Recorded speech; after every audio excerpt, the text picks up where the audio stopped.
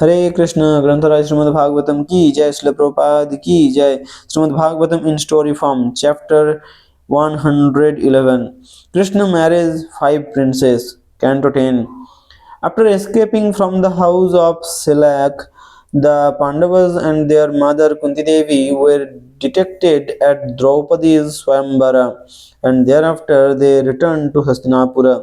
Once, desiring to visit the Pandavas, Lord Krishna journeyed to Hastinapura in royal style, accompanied by a large entourage. When the Pandavas saw that the Lord had come, they quickly stood up all together like persons awakening from a state of unconsciousness. Krishna bowed down at Yudhishthira and Bhima's feet. He firmly embraced Arjuna and accepted Nakula and Sahadeva's obeisances. After Krishna had been nicely seated, the Pandava's wife, Draupadi, timidly approached and offered her obeisances. Satyaki also accepted a seat of honor after being worshipped by the Pandavas, and the Lord's other companions were seated in various places. Later on, Krishna went to see his aunt, Queen Kunti. After Krishna had touched her feet, Kunti Devi lifted him up and embraced him. Her eyes moist with affection, Krishna inquired about her welfare, and in turn, Kunti Devi asked about Vasudeva and others in Dwarka. Becoming choked up with emotion, Kunti remembered the many troubles that she and her sons had endured, acknowledging that it was only due to Krishna's mercy that they were always protected from danger. Thereafter, at Yudhishthira's request, Krishna remained at Hastinapura during the months of the rainy season, thus enlivening all the city's inhabitants who were thus able to see him face to face. One day, Krishna and Arjuna mounted Arjuna's chariot, which was decorated with the flag of Hanuman, and went to hunt in a large forest filled with fierce animals. Krishna wanted to see how Arjuna was mastering the use of weapons, for in the future he would have to face many formidable foes. Armed with his bow and two inexhaustible quivers, Arjuna killed many tigers, boar, buffalo, rurus, sarabhas, gabayas, rhinos, black deer, rabbits, and porcupine. The animals that were fit to be offered in sacrifice were then sent back to Maharaja Yudhishthira. After some time, Arjuna felt tired and thirsty, and so he went along with Krishna to the shore of the river Yamuna. After bathing and drinking the clear water, as the great warriors were relaxing, they saw a very attractive girl walking nearby. Krishna asked Arjuna to go and speak to that exceptional young girl who was possessed of fine bodily features and a very beautiful face. After approaching her, Arjuna asked, "My dear girl, you are so beautiful with your firm breasts. Who are you? Where are you from? And why are you loitering here alone in this secluded place? I can only guess that you are searching for a suitable husband. If you can disclose your purpose, I shall try to satisfy you." Sri Kalindi replied, "I am the daughter of the sun god, and I desire to get as my husband the most excellent and munificent Lord Vishnu. For this purpose I have been performing austerities. I shall accept no husband other than him who is the abode of the good goddesses of fortune. Please petition the Supreme Personality on my behalf so that he may be pleased with me. My name is Kalindi and I am the presiding deity of this river. I live in a mansion within the water that was built for me by my father. There I will stay until I meet Lord Achyuta." Arjuna returned to where Krishna was seated and relayed the girl's message to him.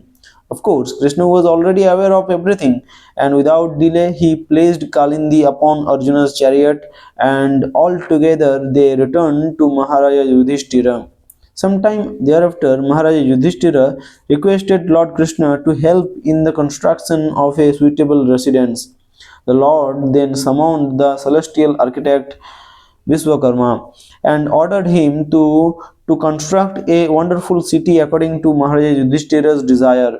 After the completion of this city, named Indraprastha, Maharaja Yudhishthira requested Krishna to remain there for some time, and so the Lord consented. When Lord Krishna first came from Dwarka to see the Pandavas, it is clearly stated in the Bhagavatam that he came to Indraprastha.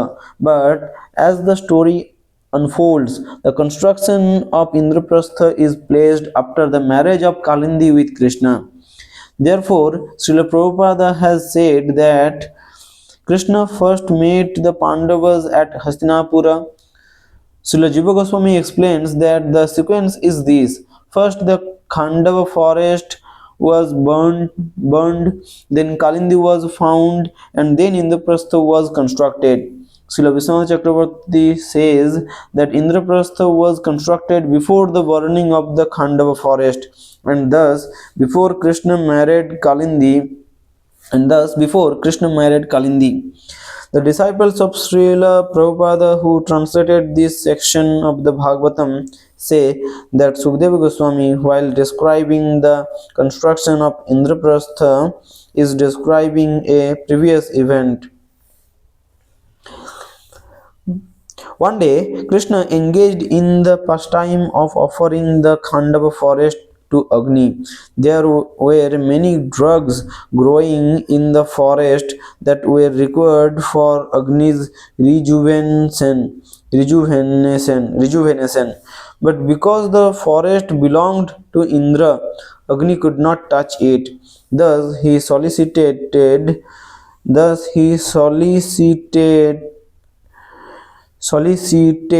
Krishna's help. Knowing that the Lord was pleased with him for his gift of the Sudarshana Chakra in the past. To satisfy Agni, Krishna became Arjuna's chariot driver, and in this way he enabled the god of fire to devour the Khandava forest. Being very pleased, Agni gave Arjuna the Gandiva bow. Acha. Arjuna gave Arjuna, Arjuna gave Arjuna, Agni gave Arjuna the Gandiva bow, 4 white horses, a wonderful chariot, and a pair of inexhaustible quivers that contained 2 special arrows that could not be counteracted. While the forest was being burned, Arjuna gave protection to a demon named Maidanava, who then constructed a wonderful assembly hall within the city made by Vishwakarma. This assembly hall was made so cleverly that when Duryodhana visited the Pandavas, he mistook water as solid floor and vice versa. After being insulted as a result of his mistakes, Duryodhana became the determined enemy of the Pandavas. After some time, Krishna took permission from Maharaja Yudhishthira and returned to Dwarka, where he married Kalindi at an auspicious time. Binda and Anubinda were the kings of Avantipura, present-day Ujjain, and followers of Duryodhana. When it was time for their daughter's Swambara, they forbade her to select Krishna, even though she strongly desired to have the Lord as her husband. Krishna then appeared at the Swambara of Princess Mitravinda, who was the daughter of his aunt Rajadhi Devi, and forcibly carried her away in the presence of the other princes, who were simply left staring at one another. The pious Nagnajit, the king of Koshala, had a lovely daughter named Satya or Nagnajiti. The king only wanted to give his daughter to one who could defeat 7 very powerful bulls that were maintained by him, and that could not tolerate the smell of any warrior. Many princes had tried to defeat the bulls, but were themselves defeated, and when Lord Krishna heard of this, he went there. The king was very pleased to see the Lord, and he worshipped him as the supreme personality of Godhead. Krishna also greeted his future father-in-law very respectfully. Satya was very pleased by the arrival of Sri Krishna, for she had performed austerities for a very long time, while cherishing the hope of marrying him. King Nagnajit said, O Narayana, Lord of the universe, you are full in yourself, and so what can this insignificant person do for you?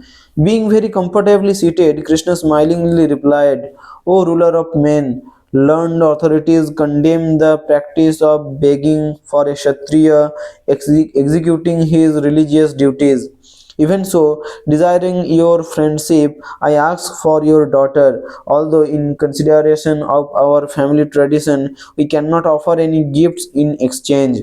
In this way, Krishna wanted to take the king's daughter without fulfilling the condition of defeating the bulls. However, the king did not want to break his vow, and so he said, My dear Lord, who could be a better husband for my daughter than you?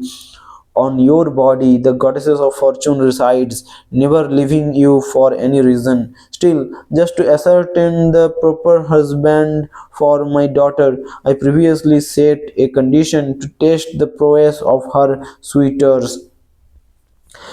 These 7 bulls are impossible to subdue, and they have already defeated many princes, breaking their limbs. If you can defeat them, O Lord, then you are the appropriate husband for my daughter. Just to satisfy the king, Krishna tightened his belt and expanded himself into 7 forms, each one catching a bull and bringing it under control. The Lord then tied up the bulls and began pulling them by the ropes, just as a child might play with wooden toys. Being pleased and astonished, King Nagnajit immediately presented his daughter to Krishna with great pleasure. The marriage was then celebrated with great pomp, and all over the city there was celebration. As dowry, the king gave 10,000 cows, 3,000 maid servants, 9,000 elephants, 9 lakh chariots, 90 million horses, and 9 billion slaves. His heart melting with affection, the king placed the bride and groom on their chariot and sent them off, surrounded by a great army. When the rival suitors that had previously been defeated by the king's bulls heard of how Krishna had gained Satya's hand in marriage, they enviously surrounded the Lord while he was on his way to Dwarka, showering their arrows. Arjuna, being always very eager to please his friend Krishna, single-handedly answered the challenge by driving off the princes without killing any of them, as easily as a lion chases away smaller animals. Krishna then returned to Dwarka along with his dowry and Satya and began to live there very happily. The Lord then married Bhadra, the daughter of his aunt Shrutakirti of the Kaikeya province. She had desired to marry Krishna, and so her brothers handed her over unconditionally. Thereafter, Krishna forcibly kidnapped Lakshmana, the daughter of the king of Madra, from her Swayamvara, just as Garuda once stole nectar from the demigods. Hare Krishna.